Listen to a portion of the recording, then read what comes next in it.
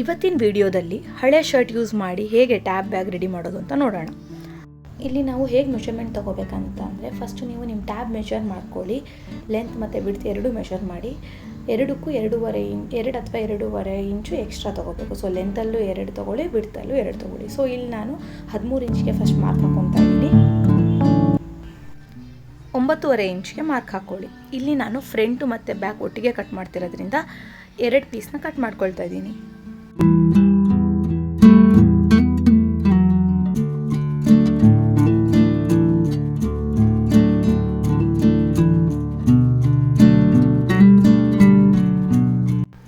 Mark ಮಾಡಿಕೊಂಡು cut ಮಾಡ್ಕೊಳ್ಳಿ. Old ಶರ್ಟ್ನ iron ಮಾಡಿ ಸೇಮ್ ಸೈಜ್ಗೆ 13 ಮತ್ತು 9.5ಗೆ 2 ಪೀಸ್ನ ಕಟ್ ಮಾಡಿಕೊಂಡು ಆ 2 ಪೀಸ್ಗೂ ನಾನು ಕ್ಯಾನ್ವಾಸ್ನ ಅಟ್ಯಾಚ್ ಮಾಡಿದ್ದೀನಿ. ಕ್ಯಾನ್ವಾಸ್ನ ಮೇನ್ ಫ್ಯಾಬ್ರಿಕ್ ರಾಂಗ್ ಸೈಡಲ್ಲಿ ಇಟ್ಬಿಟ್ಟು ಐರನ್ ಮಾಡಿದರೆ ಕ್ಯಾನ್ವಾಸ್ ಅಟ್ಯಾಚ್ ಆಗುತ್ತೆ. ಸೊ ಫ್ರಂಟು ಮತ್ತು ಬ್ಯಾಕ್ ಎರಡಕ್ಕೂ ನಾನು ರೆಡಿ ಮಾಡ್ಕೊಂಡಿದ್ದೀನಿ.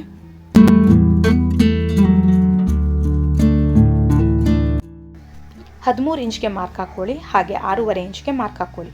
ಪ್ರೀವಿಯಸ್ಸಲ್ಲಿ ನಾವು 9.5 ಇಂಚ್ಗೆ ಮಾರ್ಕ್ ಹಾಕಿದ್ವಿ, ಅದರಲ್ಲಿ 3 ಕಳೆದ್ರೆ 6.5 ಆಗುತ್ತೆ. ಸೊ ಹಾಗಾಗಿ 6.5 ಇಂಚ್ಗೆ ಮಾರ್ಕ್ ಹಾಕಿ ಕಟ್ ಮಾಡ್ಕೊಳ್ಳಿ.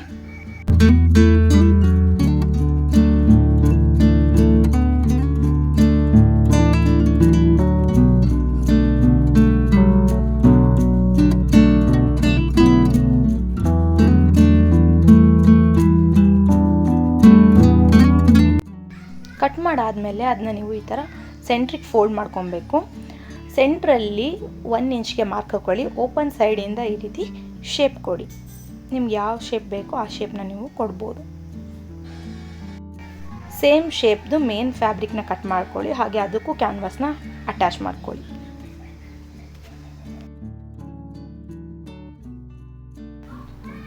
ಮೂರು ಮತ್ತು 13 ಇಂಚಿರೋಂಥ ಲೈನಿಂಗ್ ಬಟ್ಟೆಯನ್ನು ಕಟ್ ಮಾಡ್ಕೊಳ್ಳಿ. ಅದನ್ನ ನೀವು ಸೆಂಟ್ರಿಗೆ ಫೋಲ್ಡ್ ಮಾಡ್ಕೊಳ್ಳಿ. ಸೆಂಟ್ರಲ್ಲಿ 3 ಇಂಚೇ ಇರಲಿ. ಎಡ್ಜಲ್ಲಿ ಅಂದರೆ ಓಪನ್ ಸೈಡಲ್ಲಿ 1.5 ಇಂಚ್ಗೆ ನೀವು ಮಾರ್ಕ್ ಹಾಕ್ಕೊಂಡು ಶೇಪ್ನ ಡ್ರಾ ಮಾಡ್ಕೊಬೇಕಾಗತ್ತೆ. ನೋಡಿ ನಾನು ಯಾವ ಥರ ಶೇಪ್ ಡ್ರಾ ಮಾಡ್ತೀನಿ ಆ ಥರ ಡ್ರಾ ಮಾಡ್ಕೊಳ್ಳಿ.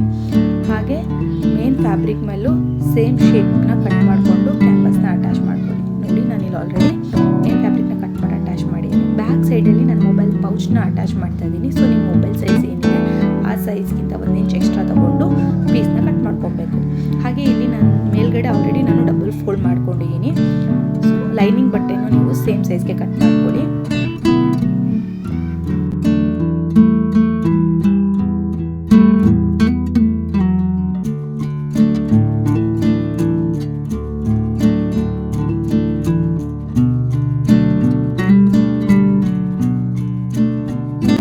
ಮೊಬೈಲ್ ಪೌಚ್ನ ಕ್ಲೋಸ್ ಮಾಡೋಕ್ಕೆ ಈ ಥರ ಶೇಪ್ನ ಕಟ್ ಮಾಡ್ಕೊಂಡಿದ್ದೀನಿ. ಅಗಲ 4.5 ಇಂಚು, ಉದ್ದ 3.5 ಇಂಚಿನ ತೊಗೊಂಡಿದ್ದೀನಿ. ಸೆಂಟ್ರಲ್ ಫೋಲ್ಡ್ ಮಾಡಿಬಿಟ್ಟು 1.5 ಇಂಚ್ಗೆ ಮಾರ್ಕ್ ಹಾಕ್ಕೊಂಡು ಈ ಥರ ನೀವು ಶೇಪ್ನ ಡ್ರಾ ಮಾಡಿಕೊಂಡು ಕಟ್ ಮಾಡ್ಕೊಳ್ಳಿ. ಹಾಗೆ ಇಲ್ಲಿ ನಾನು ಬ್ಯಾಕ್ ಸೈಡ್ಗೋಸ್ಕರ ಮೇನ್ ಫ್ಯಾಬ್ರಿಕ್ನೇ ತೊಗೊತಾ ಇದ್ದೀನಿ. ಆಲ್ರೆಡಿ ನಾನು ಅವಾಗ ನಿಮಗೆ 13 ಇಂಚು ಮತ್ತು 6.5 ಇಂಚಿನ ಒಂದು ಪೀಸ್ನ ಶೇಪ್ ಕಟ್ ಮಾಡಿ ತೋರಿಸಿದ್ನಲ್ಲ, ಆ ಶೇಪ್ಗೆ ನೀವು ಲೈನಿಂಗ್ನ ಅಟ್ಯಾಚ್ ಮಾಡ್ಕೊಳ್ಳಿ.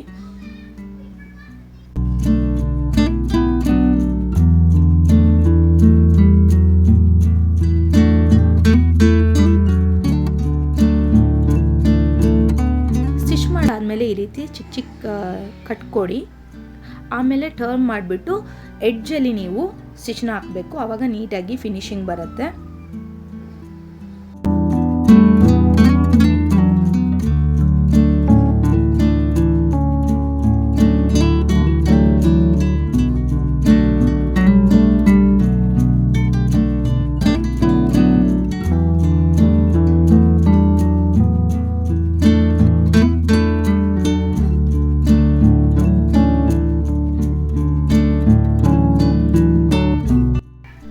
ಫ್ರಂಟ್ ಪಾರ್ಟ್ ತೊಗೊಳ್ಳಿ.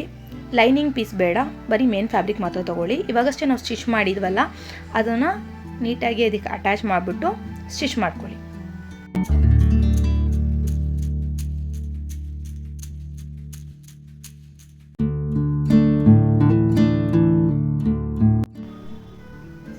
ಸೇಮ್ ಇದೇ ರೀತಿ ಎರಡು ಸೈಡು ನೀವು ಸ್ಟಿಚ್ ಮಾಡ್ಕೋಬೇಕು.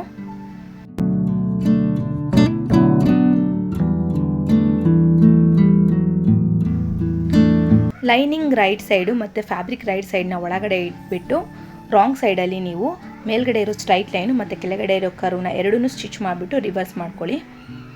ರಿವರ್ಸ್ ಮಾಡಿಬಿಟ್ಟು ಎಡ್ಜಲ್ಲಿ ನೀವು ಸ್ಟಿಚ್ ಹಾಕ್ಕೊಳ್ಳಿ.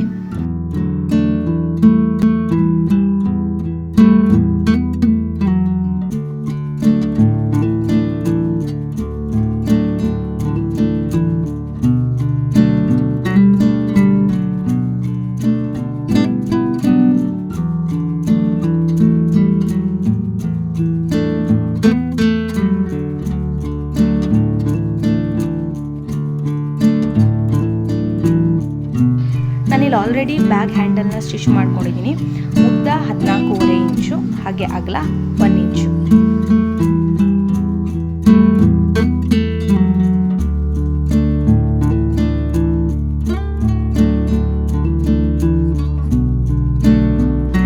ಹೇಗೆ ಸ್ಟಿಚ್ ಮಾಡಿದ್ದೀನಿ ಅಂತ ಅಂದರೆ, ಫಸ್ಟ್ ಎರಡೂ ಸೈಡ್ನ ಈ ಥರ ಫೋಲ್ಡ್ ಮಾಡ್ಕೊಳ್ಳಿ. ಮತ್ತೆ ಇವಾಗ ನೀವು ಇದನ್ನ ಸೆಂಟ್ರಲ್ ಫೋಲ್ಡ್ ಮಾಡಬೇಕು, ಆವಾಗ ನಿಮಗೆ ನೀಟಾಗಿ ಫಿನಿಶಿಂಗ್ ಬರುತ್ತೆ. ಹಾಗೆ ಇವಾಗ ನಾವು ಎರಡು ಎಡ್ಜಲ್ಲಿ ಸ್ಟಿಚ್ ಮಾಡ್ಕೊಬೇಕು.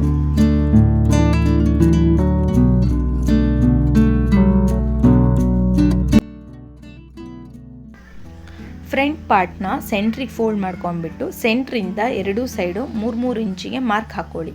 ಸೊ ಆ 3 ಇಂಚಿಗೆ ನಾವೀಗ ಹ್ಯಾಂಡಲ್ನ ಅಟ್ಯಾಚ್ ಮಾಡ್ತೀವಿ.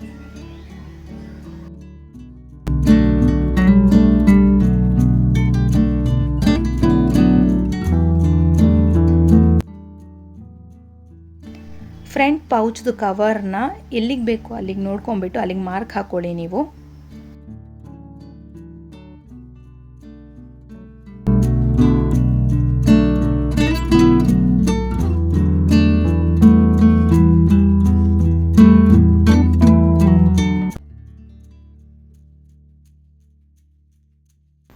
ತ್ರೀ ಇಂಚ್ ಮಾರ್ಕ್ನ ಈ ಲೈನ್ ಮೇಲೆ ಮಾರ್ಕ್ ಮಾಡ್ಕೊಳ್ಳಿ.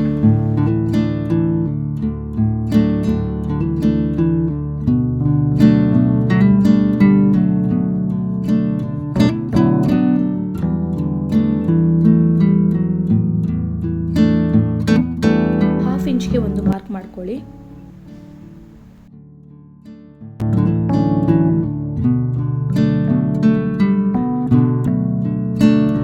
ಇಲ್ಲಿ ನಾನು ಹ್ಯಾಂಡಲ್ನ ಮಾರ್ಕಿಂಗ್ ಒಳಗಡೆ ಇಡ್ತಿದ್ದೀನಿ, ನೀವು ಬೇಕಿದ್ರೆ ಆಚೆ ಕೂಡ ಇಟ್ಕೋಬಹುದು. 1/2 ಇಂಚ್ ಮಾರ್ಕ್ ಮಾಡಿದ್ರಲ್ಲ, ಆ 1/2 ಇಂಚು ಆ ಮಾರ್ಕಿಂಗ್ ಇಂದ ಕೆಳಗೆ ಬರಬೇಕು. ಹಾಗೆ ನೀವು ನೋಡಿಬಿಟ್ಟು ಸ್ಟಿಚ್ ಮಾಡ್ಕೊಳ್ಳಿ.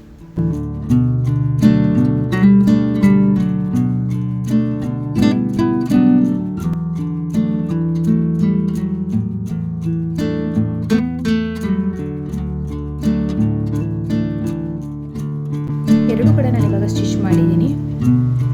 ಇದನ್ನ ನೀವೀಗ ಆವಾಗಲೇ ನೀವು ಮಾರ್ಕ್ ಮಾಡಿದ್ರಲ್ಲ ಆ ಮಾರ್ಕಿಂಗ್ ಮೇಲೆ ಇಟ್ಬಿಟ್ಟು ಸ್ಟಿಚ್ ಮಾಡ್ಕೊಂಡು ಎಡ್ಜಲ್ಲಿ ಸ್ಟಿಚ್ ಮಾಡಬೇಕು.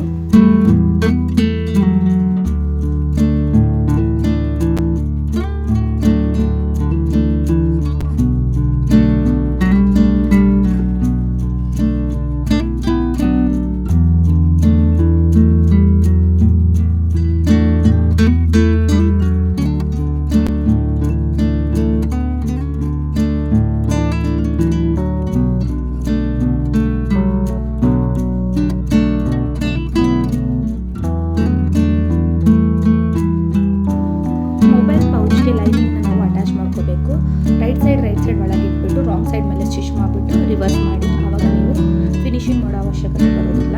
ಡೈರೆಕ್ಟಾಗಿ ಹಾಗೆ ನೀವು ಬ್ಯಾಕ್ ಸೈಡಲ್ಲಿ ಸ್ಟಿಚ್ ಮಾಡ್ಕೋಬೋದು.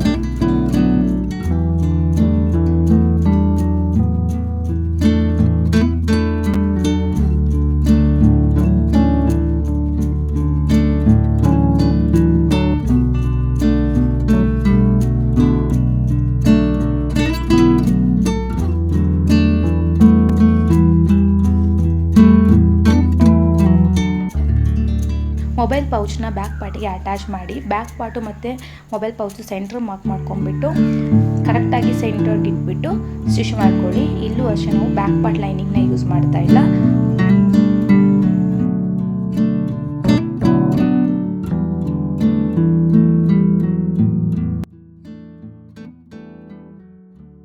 ಬಾಟಮಲ್ಲಿ ಮಾತ್ರ 1 ಫೂಟ್ ಹಾಕಿ ಆ ಕಡೆ ಸೈಡಿಗೆ ಎಡ್ಜಲ್ಲಿ ಹಾಕಿ ಮೇಲ್ಗಡೆ ಹೇಗಿದ್ರು ಓಪನ್ ಬಿಡ್ತೀವಿ.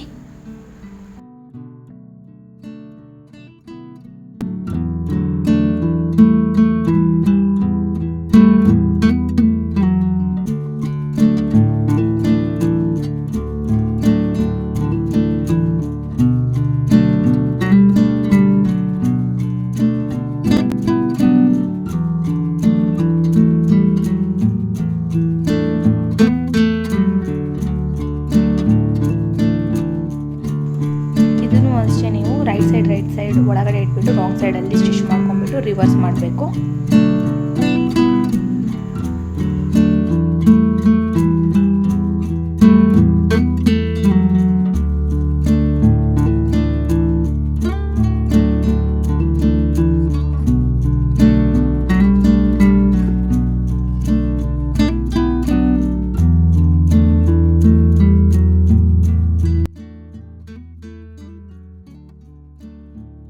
ಇಲ್ಲಿ ನಾನು ರಿವರ್ಸ್ ಮಾಡೋಕ್ಕೋಸ್ಕರ ಸ್ವಲ್ಪ ಸ್ಪೇಸ್ ಬಿಟ್ಟಿದ್ದೀನಿ.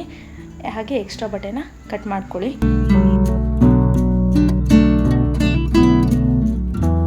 ರಿವರ್ಸ್ ಮಾಡಾದ್ಮೇಲೆ ಎಡ್ಜಲ್ಲಿ ಸ್ಟಿಚ್ ಮಾಡ್ಕೊಳ್ಳಿ, ಆವಾಗ ನೀಟಾಗಿ ಫಿನಿಶಿಂಗ್ ಬರುತ್ತೆ. ಹಾಗೆ ಅದನ್ನ ನೀವು ಹೇಗೆ ಬೇಕು ನೋಡ್ಕೊಂಡ್ಬಿಟ್ಟು ಅಟ್ಯಾಚ್ ಮಾಡ್ಕೊಳ್ಳಿ.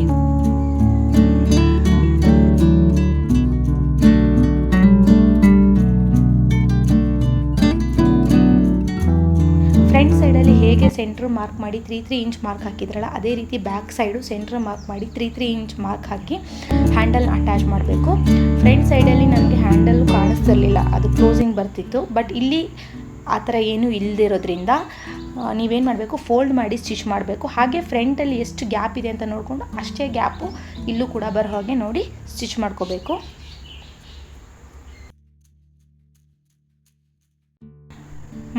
ಮಾರ್ಕಿಂಗ್ ಮಾಡಿದ್ರಲ್ಲ, ಅದ್ರ ಕೆಳಗಡೆ 1 ಇಂಚ್ ಎರಡು ಸೈಡ್ ಮಾರ್ಕ್ ಮಾಡಿಬಿಟ್ಟು ಅಲ್ಲೇ ಹ್ಯಾಂಡಲ್ನ ಫೋಲ್ಡ್ ಮಾಡಿ ಸ್ಟಿಚ್ ಮಾಡ್ಕೊತೀನಿ.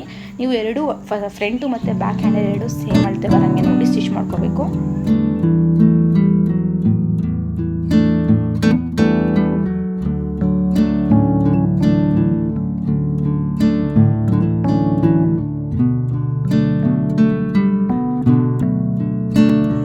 ನೋಡಿ ಸ್ಕ್ವೇರ್ ಶೇಪ್ ಬರೋ ಹಾಗೆ ಸ್ಟಿಚ್ ಮಾಡ್ಕೊಂಡಿದ್ದೀನಿ, ಆವಾಗ ನೀಟಾಗಿ ಫಿನಿಶಿಂಗ್ ಬರುತ್ತೆ.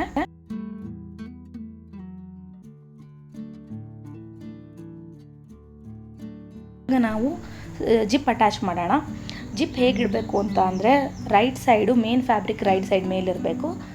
ಹಾಗೆಯೇ ಇದ್ರ ಮೇಲೆ ನಾವು ಫ್ರಂಟ್ ಲೈನಿಂಗ್ನ ಅಟ್ಯಾಚ್ ಮಾಡಬೇಕು. ಫ್ರಂಟ್ ಲೈನಿಂಗ್ ಹಾಕಿಬಿಟ್ಟು ಅದ್ರ ಮೇಲೆ ಇವಾಗ ನಾವು ಸ್ಟಿಚ್ ಮಾಡ್ಕೊಂಡು ಹೋಗಬೇಕು.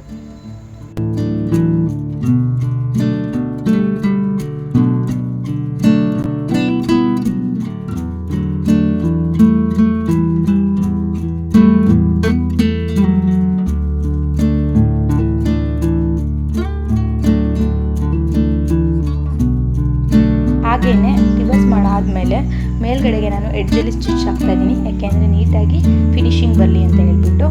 ಅದೇ ರೀತಿ ಇವಾಗ ನಾವು ಬ್ಯಾಕ್ ಸೈಡ್ನು ಅಟ್ಯಾಚ್ ಮಾಡಬೇಕಾಗತ್ತೆ.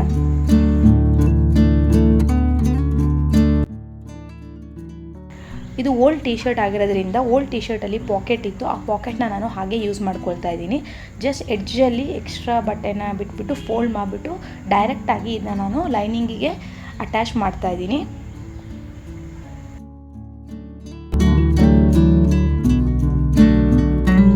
ನಾನು ಬ್ಯಾಕ್ ಸೈಡ್ ಲೈನಿಂಗಿಗೆ ಅಟ್ಯಾಚ್ ಮಾಡಿದ್ದೀನಿ. ಇದು ಒಳಗಡೆ ಬರುತ್ತೆ ಪೌಚು.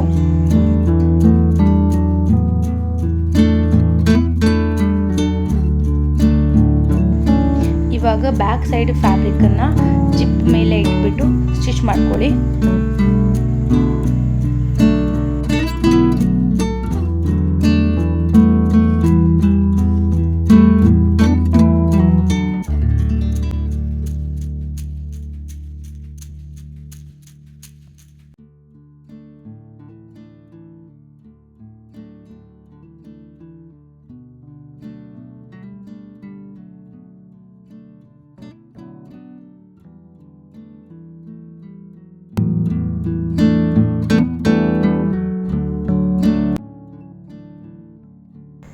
ಇವಾಗ ಬ್ಯಾಕ್ ಸೈಡ್ ಲೈನಿಂಗ್ನ ಜಿಪ್ ಮೇಲೆ ಇಟ್ಬಿಟ್ಟು ಸ್ಟಿಚ್ ಮಾಡ್ಕೊಳ್ಳೋಣ. ನೋಡಿ ಯಾವ ಥರ ಸ್ಟಿಚ್ ಮಾಡ್ತಿದ್ದೀನಿ ಅಂತ.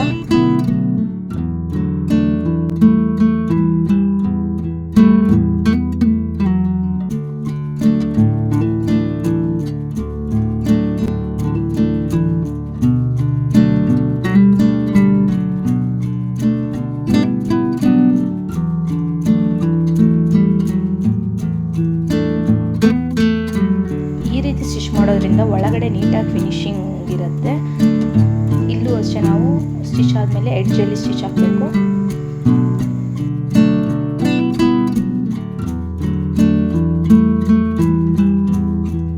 ಇವಾಗ ನಾವು ಸೈಡ್ನ ಸ್ಟಿಚ್ ಮಾಡಬೇಕು. ಸೈಡ್ ಹೇಗೆ ಸ್ಟಿಚ್ ಮಾಡಬೇಕು ಅಂತ ಅಂದರೆ ಲೈನಿಂಗ್ ಎರಡು ಒಂದು ಕಡೆ ಹಾಕ್ಕೊಳ್ಳಿ, ಹಾಗೆ ಮೇನ್ ಫ್ಯಾಬ್ರಿಕ್ ಫ್ರಂಟು ಮತ್ತು ಬ್ಯಾಕ್ನ ಒಂದು ಕಡೆ ಹಾಕ್ಕೊಂಡ್ಬಿಟ್ಟು ಸುತ್ತ ನೀವು ಸ್ಟಿಚ್ ಮಾಡಬೇಕು. ಒಂಚೂರು ಮಧ್ಯದಲ್ಲಿ ಗ್ಯಾಪ್ ಬಿಟ್ಕೊಳ್ಳಿ. ಆ ಗ್ಯಾಪಲ್ಲಿ ನೀವು ರಿವರ್ಸ್ ಮಾಡಿಬಿಟ್ಟು ಆಮೇಲೆ ಅದನ್ನ ನೀವು ಸ್ಟಿಚ್ ಹಾಕೊಬೋದು.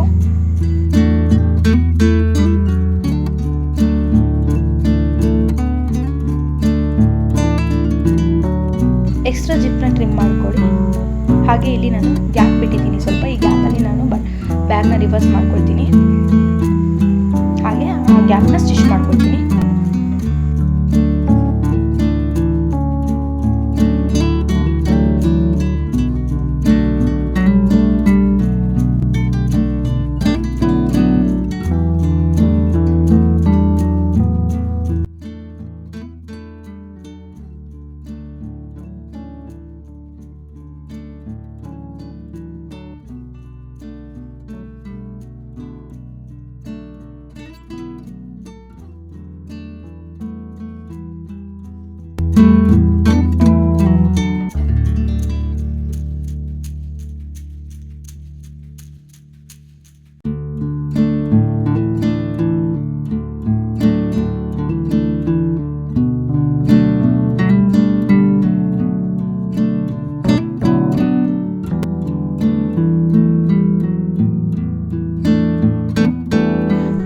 ಪೌಚಲ್ಲಿ ನೀವು ಚಾರ್ಜರು ಹಾಗೆ ಇಯರ್ಫೋನ್ ಇಟ್ಕೋಬೋದು.